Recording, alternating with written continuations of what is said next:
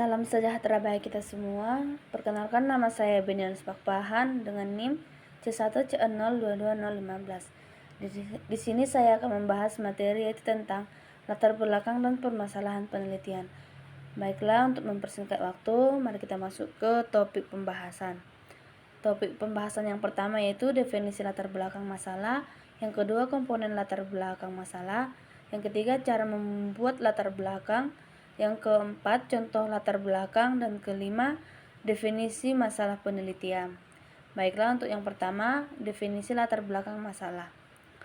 Latar belakang masalah adalah hal yang berkaitan dengan masalah penelitian yang akan dilakukan. Latar belakang penelitian memiliki fungsi memberikan alasan mengapa penelitian tersebut dilakukan.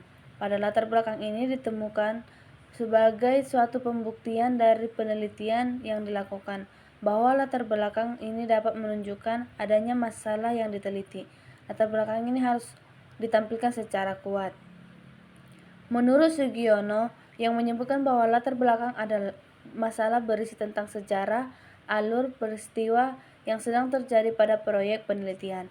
Namun, dalam proyek penelitian tersebut, benar-benar ada masalah atau penyimpangan-penyimpangan yang bisa dilihat dari standar keilmuan atau peraturan yang ada.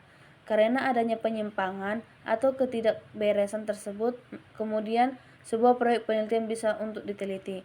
Dalam latar belakang masalah, juga terdapat analisis sehingga sebuah masalah menjadi lebih jelas dan dapat diterima dengan baik oleh pembaca.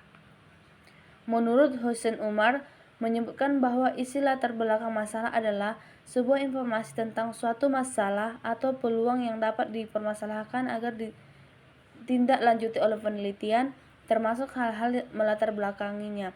Dalam menulis latar belakang masalah, karya tulis ilmiah juga harus memiliki banyak referensi agar topik atau masalah yang ingin disampaikan tidak hanya berpatok pada satu.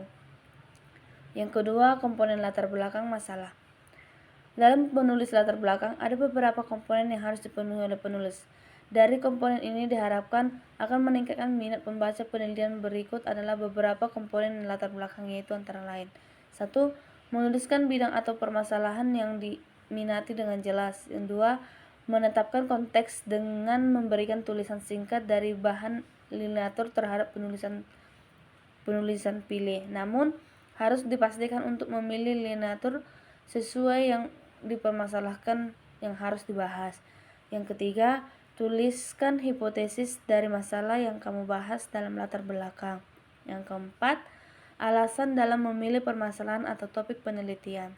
Selanjutnya, agar tidak memberikan kesan hipotesis yang ingin dicari tiba-tiba muncul tanpa adanya argumentasi yang kuat, maka tulisan latar belakang penelitian harus bermuat 6 hal sebagai berikut: 1. Objek penelitian. 2. Metode-metode yang ada kaitannya objek penelitian. Yang ketiga, kelebihan atau kelemahan masing-masing metode tersebut. Yang keempat, masalah pada metode yang dipilih. Yang kelima, rencana pemecahan masalah. Yang keenam, rangkuman tujuan penelitian. Selanjutnya, cara membuat latar belakang. Untuk menulis latar belakang yang efektif, harus menghindari beberapa kesalahan umum. Beberapa kesalahan umum dalam menulis latar belakang di bawah ini antara lain: 1. Menuliskan latar belakang harus sistematis. Jangan menulisnya secara acak. Membahas tema tidak secara kronologis nantinya akan membuat para pembaca kebingungan. Yang kedua, jangan menulis secara ambigu. Hal ini bisa terjadi jika hanya menjelaskan topikmu secara setengah-setengah. Yang ketiga, pusatkan tema yang kamu bahas. Jangan membahas topik yang tidak relevan dengan penelitian.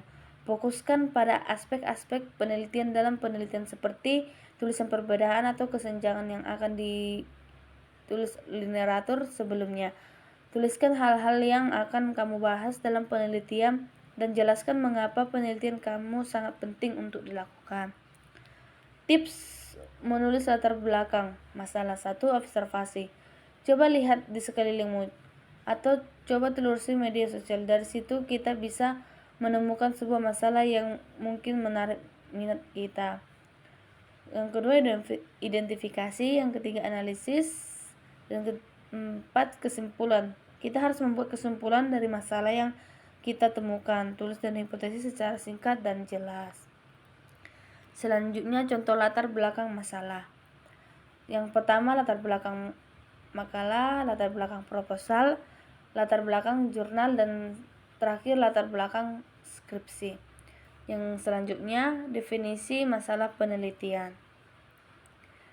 Masalah penelitian adalah suatu kesenjangan yang terjadi, relevan dan terdokumentasi, yang pemecahan atau alternatif pemecahannya memerlukan penelitian. Masalah penelitian dapat berupa common sense atau intuitif, yang identifikasi pemecahannya hanya dapat dilakukan melalui penelitian. Penentuan masalah penelitian harus mengandung unsur FINER. Yang pertama, fleksibel, berdasarkan biaya, waktu, alat, keahlian, subjek, penelitian, dan lainnya. 1. Tersedianya biaya yang mencukupi untuk penyusunan proposal, persiapan penelitian, pengumpulan data, analisis, dan penulisan laporan. Yang kedua, tersedia untuk yang memadai untuk menyusun proposal, pelaksanaan penelitian, dan penulisan laporan penelitian.